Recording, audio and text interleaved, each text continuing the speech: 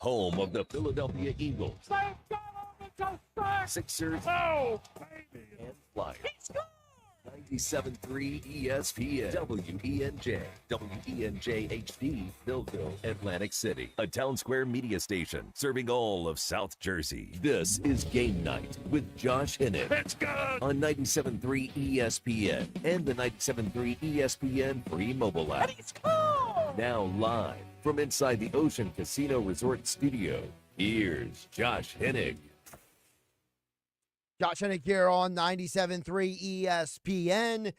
The NFL news cycle never stops. So we'll be talking with AP senior NFL writer Rob Maaddi in less than 20 minutes about the latest, because some of the news around the league is definitely going to have an impact on the Philadelphia Eagles. Plus, we will get into some Phillies news, some interesting comments from Phillies players earlier today on the show Foul Territory. They were talking with former Phillies catcher Eric Kratz and former All-Star catcher AJ Pierzynski. So we'll get into that as well. As always, you guys can join the conversation. 609-403-0973. Your DMs into the 97.3 ESPN mobile app powered by First Bank of Seattle. And even though Howie Roseman has not necessarily done anything big today, I think that it's no small deal. That kind of feels like Howie Roseman has set a precedent in the way that he's basically forcing everyone else to get active. And it really starts with this, because I was listening last night on NFL Network. NFL insider Judy Batista explained about the Eagles signing Zach Bond. And I think it's this and one other comment kind of set the standard for everything you're starting to see so far in free agency. Again, NFL Network's The Insiders, NFL reporter Judy Batista said this about the Eagles and Zach Bond. This is part of what Philadelphia has been doing this week, right? Great players. Let's reward them for what they've done and keep them really, really happy. Zach Bond will be there. They have more free agents, but Zach Bond was the priority because they just don't have as much depth at that position behind him as they do some of the linemen. The part she says early is something I'm hearing more and more from a lot of people, which is the Eagles sign really good players. And so I feel like this is a part of the conversation that we need to have about the Philadelphia Eagles and this team, because if you're the Eagles, you are in a situation where you didn't let Zach Bond walk out the door. You're not in a position where you want to get into a bidding war with anyone. So if you're not in a position to get into a bidding war, and you don't want to be in a position where, you and your negotiating tactics get, run through the mud, right? This is an opportunity for you to get ahead of things. And right now, you look at going into this offseason. You brought back Zach Bond. You moved on from Slay and Bradbury. We'll get to what Slay had to say in just a minute. But you obviously have specific needs to fill still. And when you look at the Eagles' free agency chart, you say, okay, we got Bond back. You're probably going to lose Josh Sweat. He's going to just outmarket you. There's a report out there that Mekhi Becton would like to come back to the Eagles. Not surprising, he had the best year of his career and of his life in Philadelphia, so of course you want to come back. Lovato, the long snapper, is probably coming back. Kenny Gainwell, he's kind of like a 50-50 proposition. I was talking with Mike Gill earlier today on the Sports Bash here on 97.3 ESPN. Mike pointed out that he expects the Eagles to bring back Oren Burks. So it looks like there's a path forward for Philadelphia when it comes to the free agent market. But what I thought was interesting is what Darius Slay said about what his expectations are. So let's set the stage here. So on the Big Play Slay podcast, and I know there's a lot of people who are circulating very abbreviated, out of context clips of what Slay has said. So I try to keep things in context. The people who are putting that stuff on social media, good job of agitating people and making people be irrational. But here's what Slay said about the Eagles releasing him.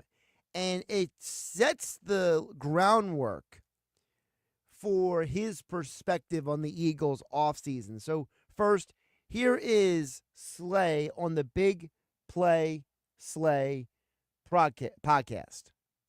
I know I'm way out of my prime, but still playing at an elite level. And me and Howie had a great talk. And he said the same, it's not that I can't play. It's just that, that's just part of the business. He just said we'll see how things shake out, and we will. You know what I'm saying? So possibly, he might spin the block back, just like he did last time. And look, he spent the block back a year, 2 years later, Super Bowl champs. So, you know what I'm saying? We'll see.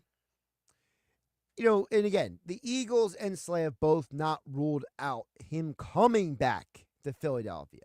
But it's the perspective that he says, look, me and Howie talked. We're on the same page. We see things in a very similar mindset, as he goes on to explain, because he says he expects Howie to build another Eagles contender this offseason. And again, he is saying, I knew I was getting released because Howie and I had a conversation. Here is more from the Big Play Slay podcast. I know how he is. That's how he's going to attack. He going to make sure his O-line and D-line is very much taken care of, and everything else is going to have to fill in. So it's going to be great to see it, man. It's going to be great to see how he gets done. I know one thing about him, like, he's going to get it done, and they're going to always be contenders again. It's a very interesting perspective from Slay, because he's saying, look, I know what the Eagles' priorities are. I know where their focus is. And with Josh Sweat and Milton Williams both potentially leaving. Now, again, Sweat more likely than Milton Williams. Milton Williams is kind of like a 50-50 proposition, depending on, a lot of variables, right? But I do think that it's interesting when Slay points to what the Eagles could do, because he says, look, if the Eagles don't get a big name in free agency, he anticipates they would do something in the draft. But they don't get no kind of big name in free agency on the DN side. They probably most likely will draft a first round D-liner, DN. Because one thing about Howie, he's an interior guy first. You know what I'm saying? He want to beef up the D-line first, because he believe, and I believe as well too, that the O-line and D-line set the tone of the team. And that's where the news that came out today is very, very fascinating. And I'm looking forward to talking with Rob Maaddi about this coming up in about 11 minutes, because the report came out earlier today that Trey Hendrickson has been given permission to look for a trade. Trey Hendrickson, who had more sacks last year than Myles Garrett did, has historically played on worse defenses in recent years than Myles Garrett. And even though he's a year older than Garrett, he costs less money in terms of salary and in terms of what he means to a salary cap, what he would get in a trade. So is it better for Philadelphia to trade for a guy like a Trey Hendrickson, to draft a guy in the draft, or is it to go out and get a discounted, buy low, high potential guy like a Malcolm Kuntz, who is a free agent from the Raiders, a guy who was productive before he got injured? Or go out and get a guy like a Khalil Mack and say, hey, I don't need you to be an every down guy. I just need you to be a pass rush guy. I don't know if there's a specific right answer, but I'll see what you guys think at 609-403-0973. Your DMs into 973 ESPN mobile app powered by First Bank. And see out also live on my YouTube channel, where you can see the Ocean Casino Resort Studios at Josh Hennig on YouTube. But think about it. Trey Hendrickson could be a great fallback plan for a team like the Eagles. Because if the Browns are not interested in trading Garrett, and Garrett is going to demand a crazy return, then Hendrickson would be a great second choice. He would be a great guy to say, hey, that is somebody that could come in here and we don't have to spend the type of collateral or capital to get him. And let's be realistic. Philadelphia, they, as Darius Slay said, they invest in the defensive line. Jeff from Ocean City chimes in at 609-403-0973. Jeff says, Josh, I don't feel it's worth bringing Slay back. He is in the medical tent every game, and the latest nonsense might just be best to move on. Well, Jeff, I'll say one thing about the last part. You mentioned the latest nonsense. It's actually not nonsense. And I was trying to talk about this earlier today on 97.3 ESPN, and I understand that, you know, there was a saying that was told to me once before, which is don't let the truth get in the way of a good story, right? Don't let facts get in the way of a good story. A lot of this quote-unquote drama that has been playing out on social media, which led to A.J. Brown and C.J. Gardner-Johnson both scrubbing their Twitter X accounts of multiple tweets earlier today. The latest nonsense is completely and utterly fabricated. It is the fault of A.J. Brown and C.J. Gardner-Johnson for letting people who are clipping videos that don't have context and making declarative statements on social media and basically operating as agitators to build whatever type of animosity they can. You know, people just like to be troublesome, right? You know, it's like the line from the Dark Knight, where Alfred explains to Bruce Wayne, he says, some men don't actually care about money or power or fame. They just want to see the world burn. I think there's a lot of those people on social media. I don't think they actually care about anything except for creating nonsense. And so I think that, look, if you want to tell me that Darius Slay has been on way too many podcasts and shows, that's fine. But a lot of that stuff online is CJ and AJ overreacting to stuff that they should be more grown up about. Now, to your other point, I think that the Slay being in the medical tent, which seems to be every game, I think that is a larger issue.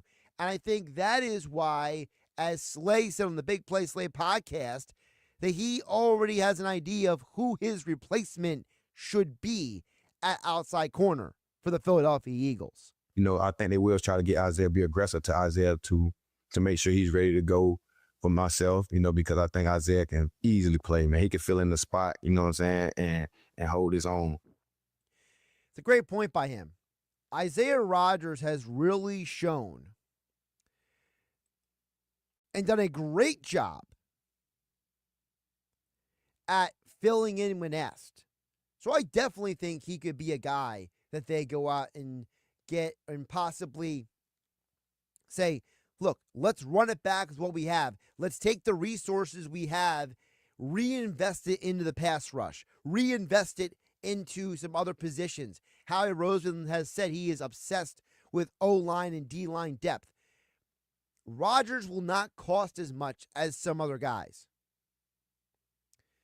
Steve from Ventnor chimes in. We'll squeeze in him before we hit the break. 609-403-0973. He says the Eagles should get a Sante Samuel Jr. to play the outside, keep Cooper DeJean in the nickel, or they could trade for a guy or draft one. He says none of the other quarters are better than Slay, though, or they will cost too much to justify them saving the money they did from cutting Slay. I think the Slay thing is interesting because I do think Slay still has value as a guy in the locker room and as a guy on the field. I think he still can play, But Jeff from Ocean City said, if you're looking at him going in the medical tent as a potential, hey, this is where the regression is, not in his skills, but in his durability, then yes, maybe you do look at an Asante Samuel Jr. The problem with Asante Samuel Jr. is twofold. One, what does Vic Fangio think? Does Fangio look at Asante Samuel Jr. as a guy who would fit in with what he wants to do? Or does he tell Howie Roseman, look, Isaiah Rodgers already knows what I want. I'm going to stick with him. Also, Samuel Jr. is a guy who you have to ask the question, if a team like the Chargers lets him walk, why? Because a team like the Chargers had a high-level defense last year, and they did it most of the year without Asante Samuel Jr. Remember, he got injured and missed almost the entire year last year. Now, he has been a durable starter for the first 3 years of his career. So if the Chargers let him walk, are they maybe saying, this guy's injury issue might be a little more than you think it is? And when he walks, why wouldn't the Chargers want him back? If he's so gifted, if he's so talented. I don't want somebody else's damaged goods. The other point that Steve Bender made is interesting because he says, none of the other quarters are actually better than Slay, or it will cost too much to justify cutting him to save the money. That is the biggest point of all. You don't cut Slay to then overspend on somebody else. And as I said, I think Philadelphia, those resources are going to go to the D-line. If they don't bring back Milton Williams, they're going to find somebody else to fill that void, whether it's drafting somebody or in free agency at a prove-it deal. If they don't trade for a guy like Garrett or Trey Hendrickson, do they bring in a guy like Kuntz from the Raiders on one of those, hey, prove-it kind of deals, or a Khalil Mack on a Chris Long type of veteran deal? I think that is more the direction Philadelphia's going to go in, but we will see. Rob Maaddi from the Associated Press joins me next. I'm Josh Hennig. This is 97.3 ESPN FM, the 97.3 ESPN mobile app, which is free thanks to First Bank of Sea Isle City.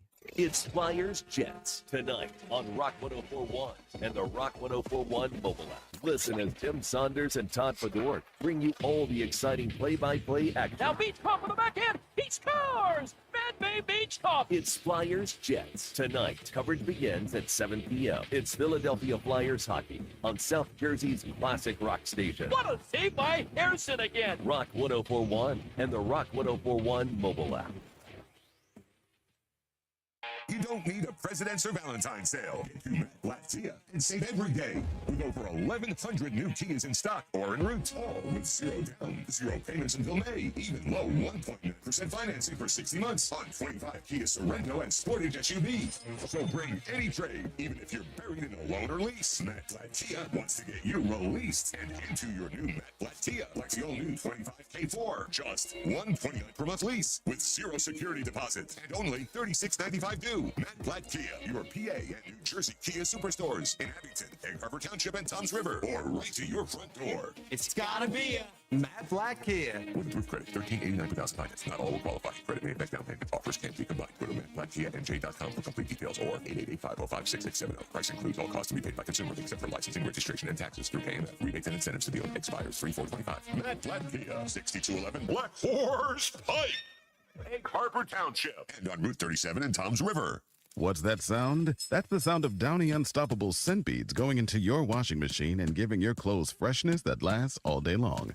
There it is again. It's like music to your ears, or more like music to your nose. That freshness is irresistible. Let's get a Downy Unstoppable bottle shake. And now a sniff solo. Nice. With Downy Unstoppables, you just toss, wash, wow, for all-day freshness. This is the Town Square, New Jersey Info and Weather Network. Progressive Insurance presents the Sports Flash on 97.3 ESPN. The Flyers taking on the Winnipeg Jets tonight. Philadelphia is coming off a loss Tuesday to Calgary. They still have won 4 of their last 6, while Winnipeg are looking to snap a 3-game losing skid. They're tied with Washington with 88 points, most in the league, and you can catch that game on our sister station tonight, Rock 104.1. The Sixers are in Boston for a matchup with the Celtics. Philadelphia with only one win since February 5th. They've dropped 11 of 12, losing to Minnesota on Tuesday. Paul George with the groin injury listed as questionable for tonight's game against the Celtics. Boston has won 8 of their last 10. Coverage starts right here at 7:30. Major League Baseball spring training continuing for the Phillies. Thursday, they wrapped up a game with Tampa Bay. Friday, they'll face Pittsburgh in Bradenton. Progressive Insurance, bundle auto and home, renters or condo, and save with Progressive. I'm Tony Desiri, and that's your Sports Flash on 97.3 ESPN. This is the story of the one. As a quality technician in a food processing center, she knows that making the right call is the best way to avoid a recall. That's why she trusts Grainger's world-class supply chain to deliver the high-quality supplies she needs to help keep her production line, her equipment, and her customers happy and healthy. Call 1-800-GRAINGER, click Grainger.com, or just stop by. Grainger, for the ones who get it done.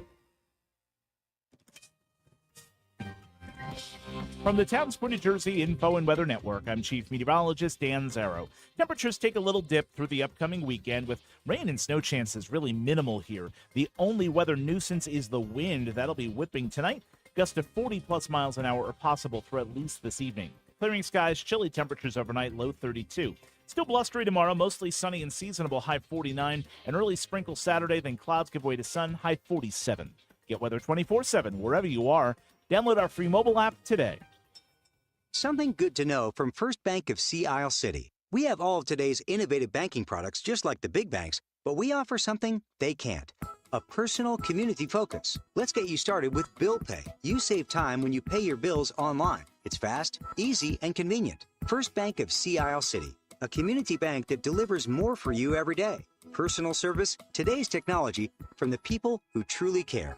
Learn more at firstbankseaisle.com. Member FDIC, Equal Housing Lender. This is Game Night with Josh Hennig on 97.3 ESPN and the 97.3 ESPN free mobile app. We'll check back on the text board and more of your messages a little bit later this hour, 609-403-0973, and your DMs into 97.3 ESPN mobile app powered by First Bank of Seattle. But right now, joining us as promised on the phone line, of course, he covers the NFL for the Associated Press, Rob Maaddi, at Rob Maaddi on the Twitter X platform. And he was one of the people who was reporting about the latest, which I think is a fascinating story, which could relate to the Eagles, about Trey Hendrickson. We'll get into all that and more now with Rob. How you doing today, my friend? I'm doing well. I'm just trying to catch up now since we talked during a break, and I'm reading through A.J. Brown's tweets, and I'm having some fun. So I'm looking forward to some high school drama because we can't have enough of that. It's only March 6th, and we're how many days away from first official baseball game of the season? We're about 22 days, something like that. So we're close. But I think that A.J. Brown and C.J. Gardner-Johnson can learn something from Alec Bohm. I was listening to an interview with him earlier today, Rob, and Bohm says he has no social media apps on his phone, and he spends most of his offseason living under a rock. So it's like maybe the other players in Philadelphia should learn something from Alec Bohm. Alec's doing it right. That's smart. I think that's the way to go. If you don't need social media for work, for news, or whatever you're involved in, if you're an athlete and you're already making millions of dollars, like that is the last place you need to be. As toxic as it is, as negative as social media is, there's really very little good that can come out of it for an athlete to be on there, because you're going to read, like I put out a mock draft today and people are bashing my picks like it's personal. Like seriously, it's weird. And that's how people are. They got fake avatars and they flex their fake Twitter muscles. And the funny part is sometimes you get criticism from people who know you, yet when they see you, they act like they're your best friend. Oh, of course. But about the players, let me ask you really quick, because, part of your job with the Associated Press is, you interview players and coaches year round. You talk with so many different people on and off the record. Why are some of these players so hypersensitive and so quick to jump on social media and just start putting out stuff that's unnecessary? Like, what is it about some of these guys that makes them feel like they I gotta get on my phone and I gotta jump in the middle of this? Human nature, Josh. I think our human nature tendencies are to be defensive, to want to defend yourself, to want to be heard, to want to put your explanation or your opinions out there. And it's easy for me to say, well, if I was a millionaire plus athlete, that I'd be off social media. It's also kind of hard for these guys to do when now, let's face it, most of them have grown up in that era, right? Social media has been around now long enough to where players in their early 20s have been doing this throughout their high school and their college and maybe even elementary school years. So now is their time to shine, really, right? To show the world who they are and what they're made of. So I think it's just human nature that people want to know what others are saying about them. And a lot of athletes out there will lie to you and say, we don't read the papers or, well, nobody, I guess, does much of that anymore. It's reading everything online, right? Even the newspapers. But although I miss picking up a good paper and getting the ink all over my fingers. But they'll say, we don't pay attention, we don't read, we don't do that. The Alec Bohms out there who don't have this stuff on their apps, the apps on their phones, I think they're rare. I think the majority of guys, I mean, even a guy like Bryce Harper, he's got social media and he was making TikTok videos and becoming TikTok famous all throughout the offseason, where he introduced himself to a new fan base that didn't even know how great of a baseball player he is because they cared more about his banana bread and his vanilla lattes. But that's what social media was supposed to be. It's supposed to be about having fun and stuff like that. It wasn't meant for this toxicity, which seems to permeate our conversation. So I'm going to drive us back to the real football talk. Rob Maaddi from the Associated Press joining us here on 97.3 ESPN. Interesting week for the Eagles. The Saquon Barkley extension frees up almost $9 million in cash, and they immediately used that money to re-sign Zach Bond the next day. A very interesting week so far for the Eagles, Rob.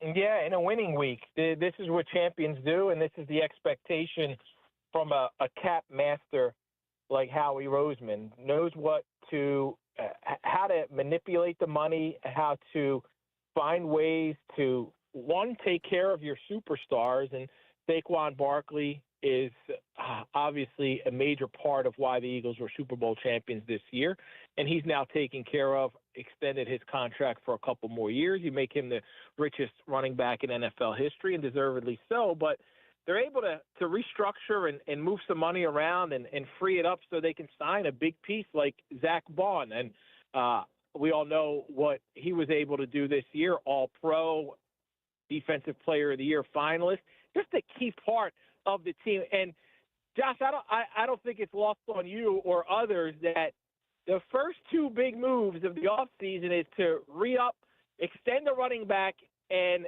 re-sign a linebacker. Two positions that Howie Roseman and the Eagles in years past weren't willing to spend big money on, and it just shows you how they've evolved over the years and how they're able to identify what's important, what the priorities are, target those, and take care of them. And that's what Howie said at the Combine last week. He said, look, he says, you can't put us in a box. He says, we have to evolve. We have to grow. We have to learn. It was Howie who said last offseason, Rob, he said, hey, I made a mistake. I thought we were good in secondary, and I corrected my mistake. And so I'm not overly surprised how he did this because of how he is being honest, right? Which he seems like a pretty honest guy, Rob, that he says, hey, look, I got to learn from my mistakes. I'm not going to make the same mistake. And I look at some of these moves he's made so far, and this looks like a guy who says, I got a plan. Let me do me. Yeah, and it's you got to appreciate that from an Eagles fan standpoint, that Howie Roseman, one, he's willing to explore anything that would help make the Eagles a better football team. There isn't going to be a player who's available in the offseason that the Eagles will not inquire about. Big name, little name, whatever it may be. And the fact that he can identify mistakes, and correct those and fix those. And they went through some periods where they drafted poorly, and now they've drafted very well. And he's been able to build the team through some drafts and hitting on several picks. And we know his story, the adversity that he's been through, the things that he's overcome as an Eagles GM, the year that he was kind of shoved aside, demoted, and he thought he may never get that opportunity again. He learned from that. He built a Super Bowl champion. Things went south. He rebuilt a Super Bowl champion. As I'm talking to you now and thinking about this, Howie Roseman might be the greatest executive in the history of Philadelphia sports. I mean, it's certainly worth having the debate. You can make that list if you want to. It's definitely you throw guys like Pat Gillick on that list, right? Throw. I mean, off the top of my head, He won one, right? Who else won two? You got to go back to when the Flyers won back-to-back Stanley Cup championships, and Fred Shero. I don't know who the GM was then. I got to look that up, but I mean, that's got to be the last person to be in charge of personnel to win two championships for a team in Philadelphia, right? Other than I don't know what the operation looked like when the Eagles won in 47, 48, or 48, 49, and I don't know the makeup of the front office at that time. I wouldn't expect you to. By the way, the general manager for the Philadelphia Flyers in the 1970s was Keith Allen. Keith Allen, there we go. I should have known that. Keith Allen was the GM from Nice job. Actually, he was hired right before Christmas in 1969, and he stayed on the job until the end of the 1983 season. Pretty good run for that guy. Wow. Yeah, and the Flyers haven't won since. It's all his fault. 50 years now. It's 50 years. This is the 50-year anniversary of their last Stanley Cup. Yeah. Crazy. Absolutely Wow. crazy.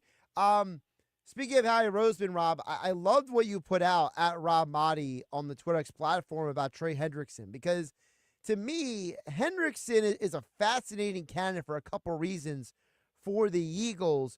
One, because they do somehow need to replace Josh Sweat, who looks like he's leaving. And two, if the Browns keep being so steadfast, they're not going to trade Myles Garrett, I don't see Howie waiting until the cows come home for Myles Garrett to maybe get traded. And Hendrickson seems to check a lot of boxes for Philadelphia in this 3-year window they're in. Yeah, and he's a tremendous player, a great character player, too, in the locker room. Only 30 years old and has led the NFL in sacks over the past 2 years. But here's the problem with Trey Hendrickson. The Bengals are going to want a lot for him, and he's going to want to get paid a lot of money.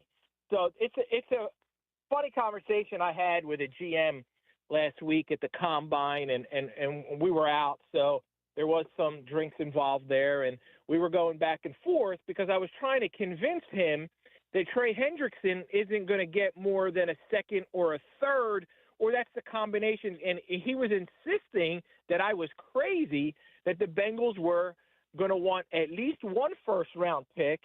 And I said, how do you know this? Have you already called? Have you already inquired? And he's like, they're going to want at least a first-round pick. Then he's going to want to make $30 million plus a year, and now he's 30 years old. They're going to be crazy for taking anything less than a first-round pick. So safe to say that particular GM, his team is not going to be going after Trey Hendrickson, and that GM was not Howie Roseman. So for Eagles fans who want to hold on to that dream, that I was not speaking to Howie at that time. Now I'm more vested in what is Trey Hendrickson going to get, the Bengals, what are they going to get in a deal for him, just so I can send that tweet to that GM and say, see, I told you it wasn't going to be for a first-round pick. And, of course, if it goes the other way, I'll get the text back that says, hey, I told you it was going to be a first-round pick. But that said, when Deebo Samuel's traded for a 5, Josh, when teams just value their picks so much, it's hard to pry a 1 away from a team And I just feel like Trey Hendrickson and the Bengals being in the situation that they're in now, they want to make Jamar Chase the highest paid non-quarterback in the NFL. They've already said that. Like, it's weird that it seems, hey, we're going to make him the highest paid non-quarterback. Well, that price just went up because Max Crosby became the highest paid non-quarterback in the NFL. They've said they want to keep T. Higgins. Joe Burrow wants them to keep T. Higgins. They're paying Burrow a ridiculous amount of money. They're going to pay Chase. They're going to pay T. Higgins. They can't afford Trey Hendrickson. So they're going to have to settle for trading him for, I feel like, a 2, a 3 combination thereof, maybe something conditional, whatever it may be. And yes, teams like the Eagles and the Commanders, who are always going to be, especially Phillies, always going to be kicking the tires, they're going to be in that conversation. They're going to be in that mix. But then you got to pay him, and you got to pay him a lot of money. So I don't understand from a Bengals standpoint. You need a defense to win. You've had a dynamic offense, and you can't win. To get rid of defensive players that good is not going to help the team be a better product in 2025. Maybe they don't bring back T. Higgins and they sacrifice there. So I think there's a lot left to be determined in that situation. Of the guys who were released by the Chargers, because a lot of people in this area have talked about, what could the Eagles pick up at free agency? And I'm very curious about Bosa, Joey Bosa, and Asante Samuel Jr., not because I think necessarily Philadelphia is going to get them, Rob, but I'm always a big believer in ask the question of why a guy was released, why was a guy let go. Like, obviously for Philadelphia, Slay and Bradbury, those were financial reasons, right? And part of Joey Bosa's release is financial. But if the Chargers don't want Bosa and Samuel Jr. back, it's kind of the feeling I've always wondered about, Rob. Like, do you want somebody else's damaged goods? Yeah, and I think you really got to look at that. Well, Joey Bosa is 29 years old, certainly a guy who has had some great years but may potentially be, at his age, on a decline. Asante Samuel Jr. is only 25. He's played 4 seasons in the NFL, and he obviously missed a lot of time last year, played 4 games. I think he certainly has more left in the tank. What is he going to be worth? These are guys you evaluate. Joey Bosa, to me, seems like he could be. It sounds so too good to maybe actually end up happening, but you team him up. The 49ers need another edge rusher. Maybe if the money's right and he wants to take a discount to play with his brother, Nick Bosa. You get the Bosa brothers out there in San Francisco.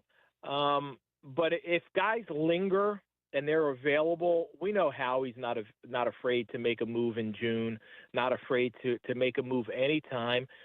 He's brought in guys they had Julio Jones a couple of years ago. He's brought in some guys, some of the bigger name guys, past their prime too at some point.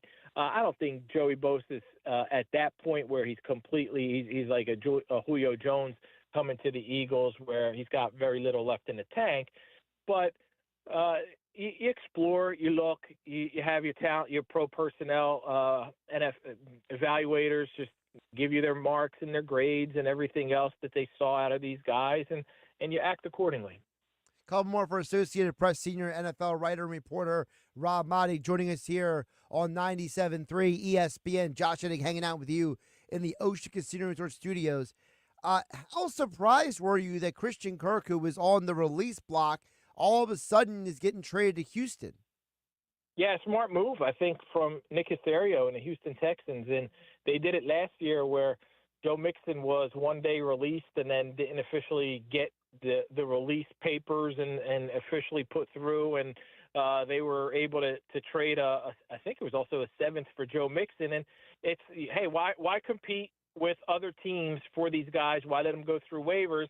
We'll trade a future 7th-round pick for a guy who, in Christian Kirk's case, is going to help a wide receiver core that, one, Stephon Diggs is a free agent, and Tank Dell had a severe setback with his knee injury that I don't know if he'll be ready at all to play this season. And they got to get weapons for C.J. Stroud. They got to get protection for C.J. Stroud. I think they go offensive line in the first round and in the draft, and a nice way to upgrade for a 7th-round pick, a guy who caught like 85 passes just 2 years ago in Christian Kirk. It makes a ton of sense, and I think it's a great move. Now, of course, trading at 7 for him, they got to pay him the $16 million, but I think he's worth that for what the production value could be. And, of course, they could restructure, extend him, or do whatever they need to do to free up salary cap money. I think it's always amazing how guys cost X, and then teams figure out a restructure. And next thing you know, well, he's only going to count $2.5 million against the salary cap this year, but he's making $16 million or $7 million or whatever the heck it is. Yeah, but they restructured and kicked money down the line and all that stuff. Before I let you go, because again, I think this is an important part of the conversation with an offseason like this. Zach Martin retiring. Mitch Morse announces he's retiring. Darius Slay, he's kind of batted around the idea, maybe I could play one more year, or maybe I could retire. It feels like guys are looking at retirement a little differently in today's age. I was listening to Mike Golick Sr. talk about how, Rob, players, they are used to be forced to retire. Like, you played into the league, retired you. And now you get some of these guys like your Martins, like your Moores, who are saying, yeah, I'm going to retire before the league retires me.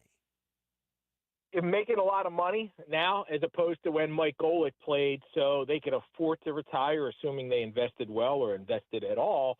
And injury concerns are so big, right? You see guys like who just want to walk away while they still can literally walk away, and they can not have to deal with potential injuries down the road and what can happen if they have concussions and CTE and all of that stuff. So I think that it makes a lot of sense for a lot of these guys who've accumulated a ton of wealth being NFL players. Some guys got to hang on and extend their careers for whatever reason. Some just love the game and want to keep playing. Some are chasing history, chasing numbers, chasing whatever it is. And then there are those who are ready. They're able to do it. They financially certainly could all afford to do it. And they want to walk away on their own terms, and credit to them. But Zach Martin is going to be a big hole for the Dallas Cowboys to fill on that offensive line. And the Cowboys are already operating from a deficit again this offseason. They spent no money last year, and then it'll be interesting to see what they spend this year. CeeDee Lamb already said, hey, I can't do it by myself. I need help. And they do need to go out there and get him help because they're behind the Eagles and they're behind the Commanders, and they got a whole lot of catching up to do. Rob Maaddi, of course, Associated Press senior NFL writer and reporter at Rob Maaddi on the Twitter X platform, and he's also host of Faith in the Field, heard Saturday and Sunday mornings here on 97.3 ESPN. And Rob, thanks again for letting me fill in for you last weekend. What do you got coming up this weekend? Well, that was a fantastic job out of you, Josh, last week. Really appreciated you stepping up, filling in, hosted a great show. And as of today, I've been deep in mock drafts and everything else and news around the NFL. But I'll get an episode out there. And if not, you'll be getting a call. And now that I know I can go to the bullpen and get you, you better look out because he might be getting those late calls. Hey, Josh, we need a Faith on the Field episode. But fantastic job out of you. Well, I appreciate that. Listen, I'm not going to be like Brad Lidge and be a one-hit wonder, okay? I'm not going to just give you one good season. You're going to have a perfect season like Brad Lidge? No, but I won't have one good season is what I'm saying. I can give you multiple. You know what I'm saying? I love it. Appreciate it. Rob, take care, my friend. You got it. Have a good one. Josh Hennig here in the Ocean Casino Resort Studios here on 97.3 ESPN. We're going to check back on the text board coming up next. 609-403-0973. I see a follow-up text from Steve in Ventnor. We'll get to him and more coming up next here, as well as I said, Phillies spoke at spring training earlier today. A couple interesting thoughts. Alec Boehm, Kyle Schwarber. Get to those thoughts next here on 97.3 ESPN. It's Sixers basketball tonight on 97.3 ESPN with the voice of the 76ers, Tom McGinnis, calling all the exciting play-by-play action. Into the lane, blocked by Maxey. Oh, are you kidding me? A tremendous rejection. The Sixers host the Celtics tonight. Coverage begins at 7:30. Philadelphia 76ers basketball on your radio home of the Sixers in South Jersey, 97.3 ESPN. Something good to know from First Bank of Sea Isle City. We have all of today's innovative banking products just like the big banks, but we offer something they can't. A personal community focus. Let's get you started with Bill Pay. You save time when you pay your bills online. It's fast, easy, and convenient. First Bank of Sea Isle City. A community bank that delivers more for you every day. Personal service, today's technology, from the people who truly care.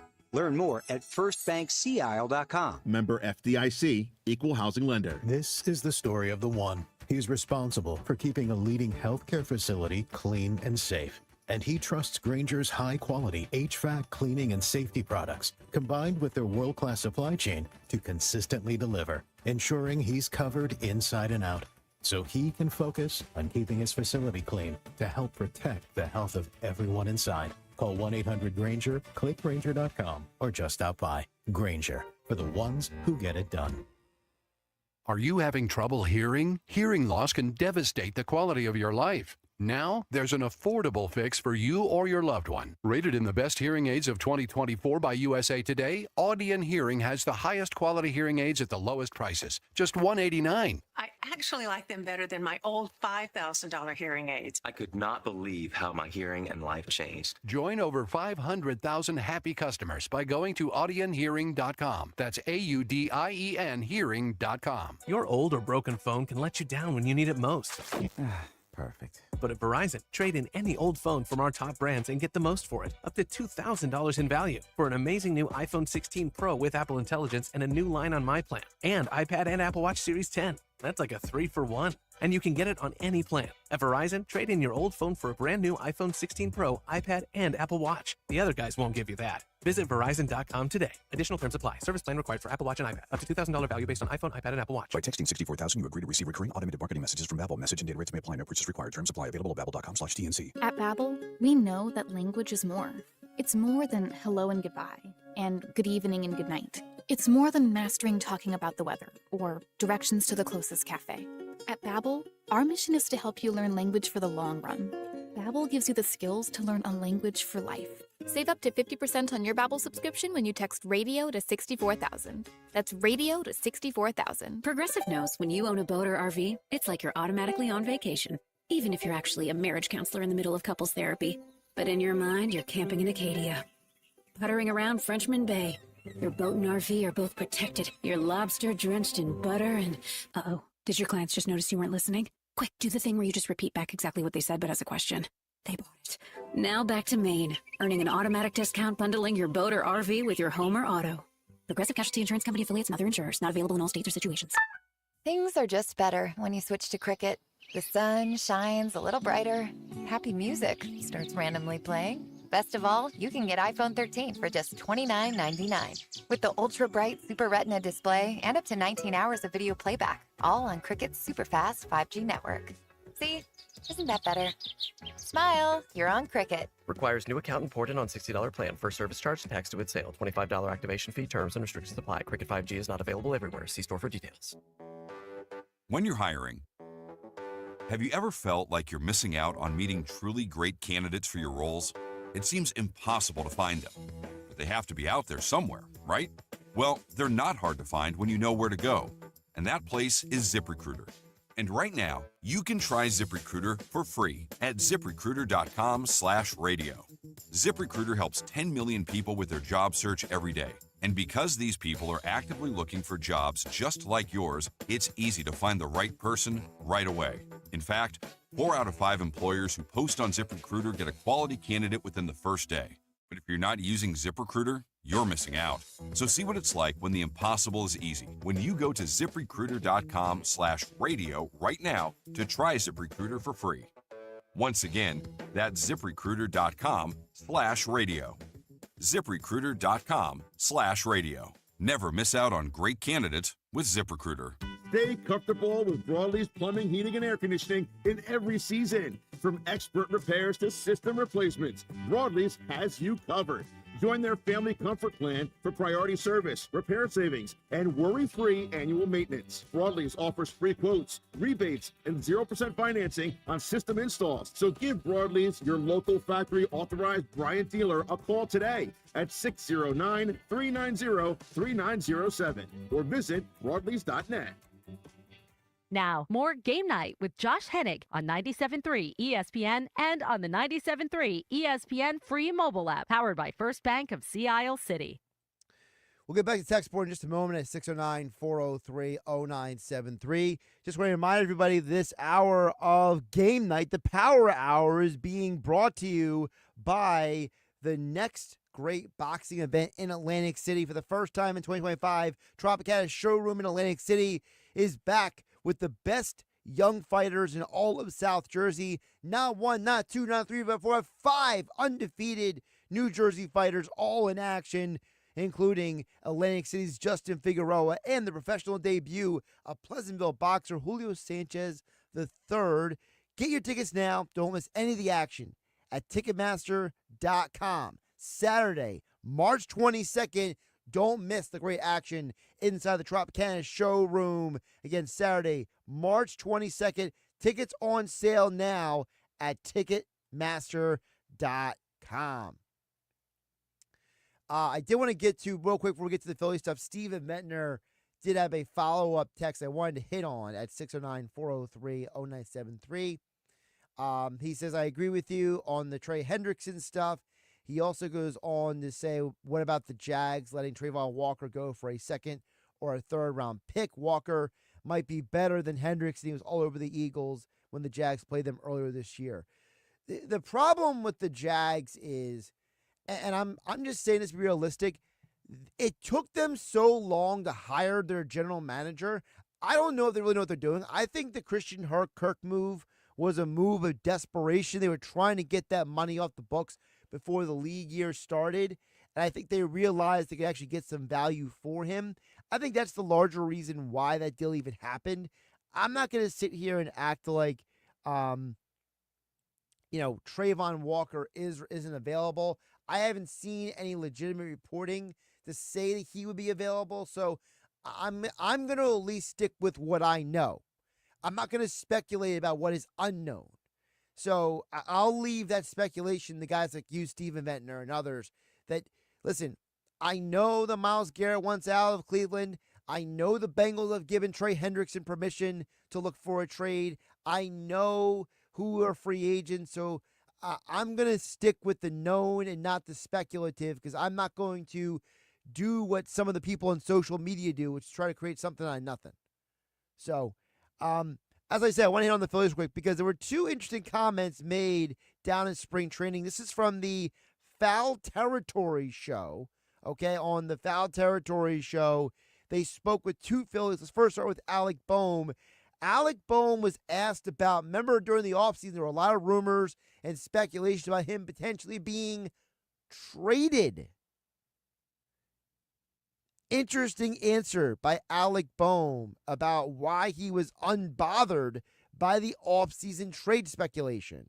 Obviously, you hear everything. Like, I got people at the gym coming up to me like, hey, what's going on? Where are you going? What's up? And I'm like, I sit here I don't have any of the apps on my phone. So, like, that's kind of how I don't pay attention to it. Like, I'm just not on the internet. So, like, smart. Like, I showed up this spring and I saw Paul Goldschmidt playing for the Yankees on TV, and wait. Oh, so you're that far disconnected? Yeah, I was under a rock. You don't pay attention to Phillies news or any team? Not much at all. Somebody texted me, hey, we got Luzardo. Like, nice. I mean, I love the answer from Boehm.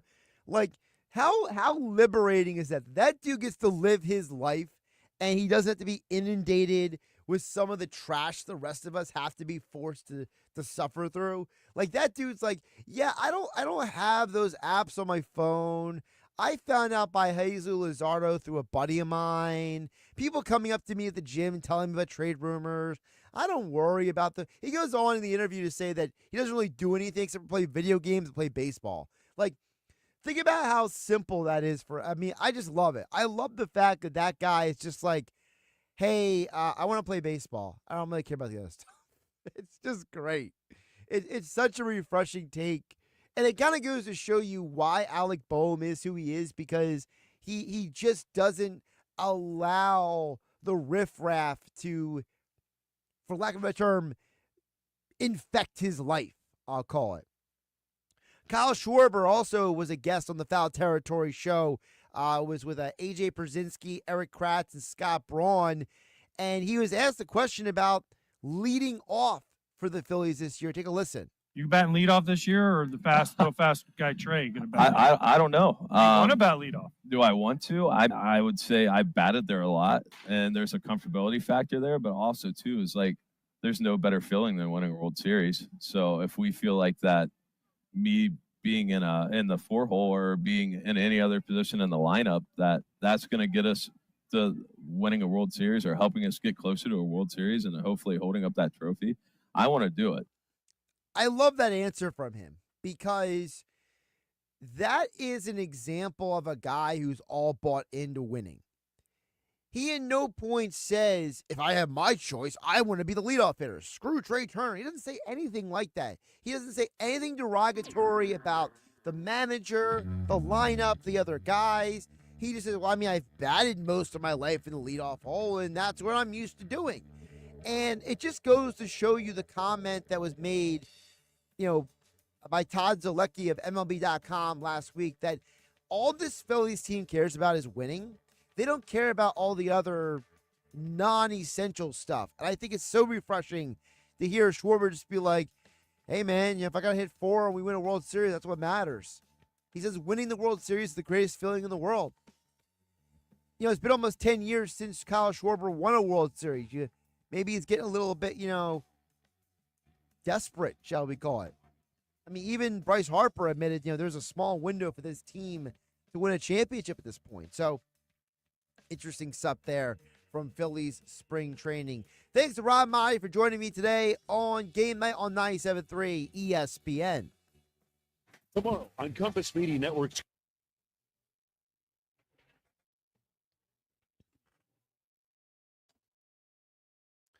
All right, Josh Hennig here on, of course, my YouTube channel at Josh Hennig. Appreciate everybody who is staying on board for the post show. So I wanted to hit back on one specific point by Big Play Slay from his podcast. And I didn't play this audio during the Power Hour because I wanted to say this for those of you who are watching exclusively on my YouTube channel at Josh Hennig. Like, subscribe, share with your friends to get the exclusive content. So, and by the way, what's up, man? What's up, Kobe fan? Kobe fans chiming in again. What's up, man? How you doing? So, here's the deal. Big Play Slay did a whole podcast, and as I said earlier in the show, I genuinely am offended by these people who they just agitate. They just stir the waters to get under these guys' skin.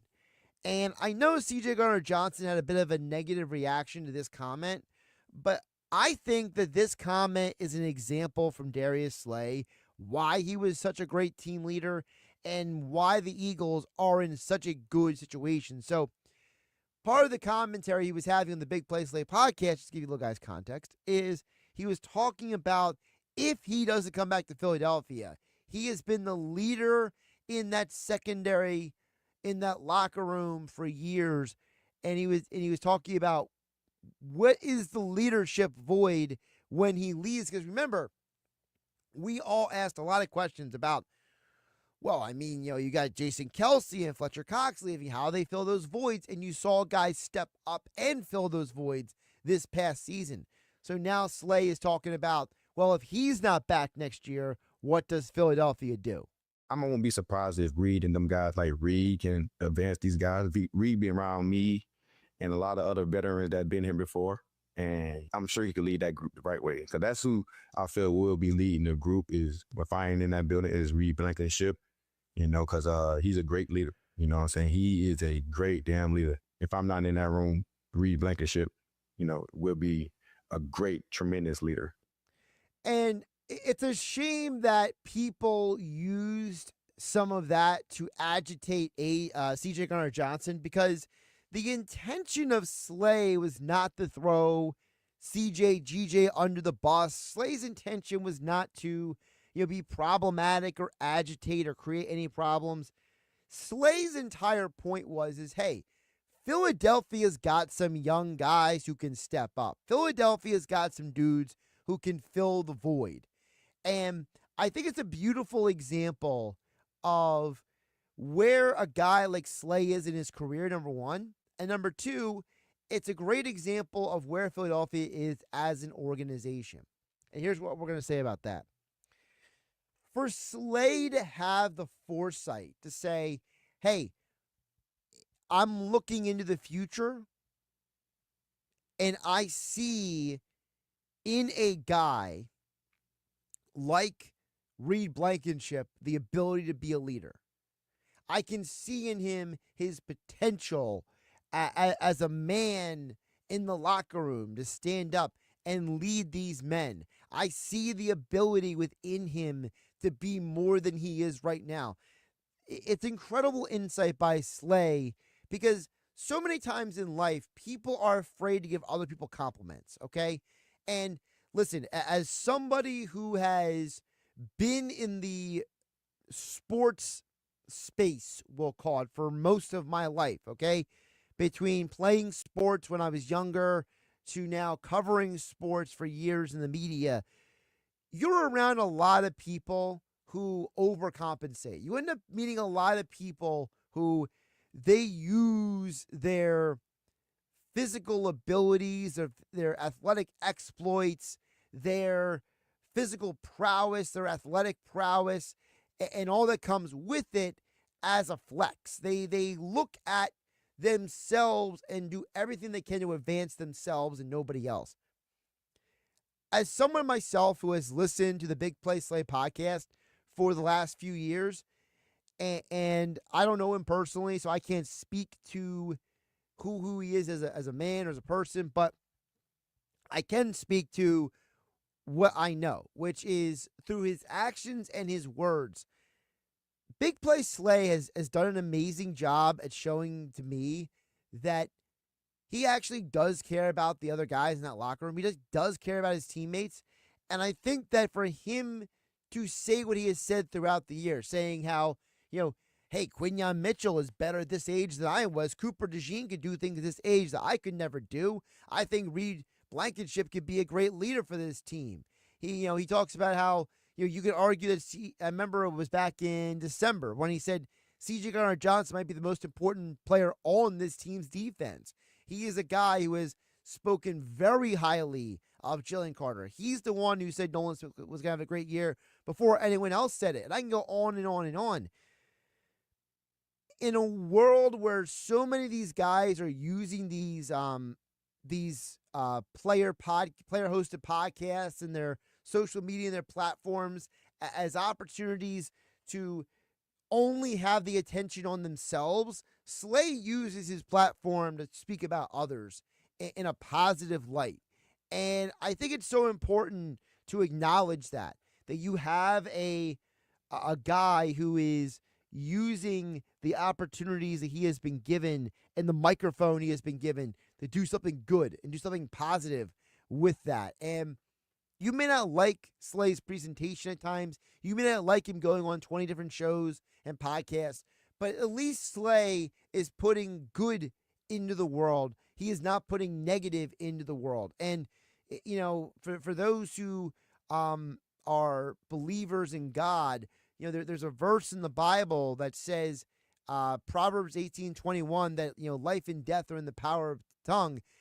And the idea being that what we speak into the world has impact, it has power, it has the ability for good and bad. And so I think that to hear Slay speak good about people, I think is a very powerful green flag for him. And I'm glad to hear him do it. And I think that should be acknowledged. The other part of what he said was important is the Eagles keep doing a great job at adding quality human beings to this team. I think that's part of the reason why Trey Hendrickson makes a lot of sense. Myles Garrett makes sense. Not just because of their physical talent. They're both two of the best pass rushers on the planet. But these are great quality human beings. And I was listening to Howie Roseman. He was doing an interview with Todd McShay from The Ringer, who used to be with ESPN. And Todd McShay and him were having a conversation about how he builds the Eagles teams. And how he tells the story about one of the hard lessons he had to learn about being a guy who builds a great organization was the lesson that he had to learn from people like R.C. Buford of the Spurs, where R.C. Buford told him, hire great people to work with. That is the number one key. And Roseman talks about with Todd McShay about how, and it's a very long form interview, and that's why I didn't play the audio from it, because it's just, I can condense it here for this conversation. But Howie Roseman, the Eagles' general manager, talks about how, if he wants to bring his kids to the Eagles building, to the Eagles locker room, he doesn't want to walk into a room where he has to tell his kids, avoid that person, avoid that locker, avoid that room. He says he doesn't want his family in a world, in an environment. He doesn't want to be associated with people where he is afraid for his own children or afraid for the people he cares about to be around them. He doesn't want to sacrifice his soul, basically, for the sake of winning.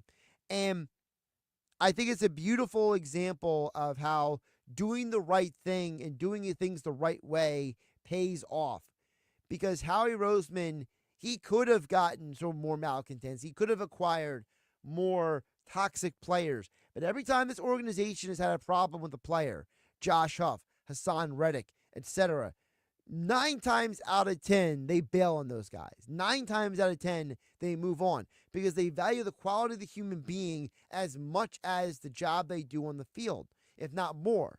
And so for the Eagles to have a guy in Reed Blankenship, an undrafted free agent, a guy who most people had zero expectations of when he came on in training camp, and now he is the starting safety for the Super Bowl 59 champion Philadelphia Eagles. For you to go from anonymity to that, and for Darius Slay on the Big Slay podcast to say, I see him as a leader in that locker room, it goes to show that the investment of the Philadelphia Eagles into players who are of good character, they are investing in the quality of the human being as much as the quality of the player. I think that is a huge, huge part of this overall. And I don't think we talk about it enough. The Philadelphia Eagles have won games because of the people, not just because of talent. And I think that is a absolutely massive difference. And it should be highlighted and discussed more often. And I just wanted to highlight it here on my YouTube channel at Josh Hennig. Thank you for watching. Like, subscribe, share it with your friends. I look forward to growing this platform more as we go along. Obviously, there are a lot of things going on in the sports world and in other aspects of life that we can get into over the upcoming months. So I look forward to doing that with all of you watching on my YouTube channel. Again, like, subscribe, share it with your friends. And I'll catch you tomorrow on 97.3 ESPN and right here on my YouTube channel at Josh Hennig. Take care, everyone.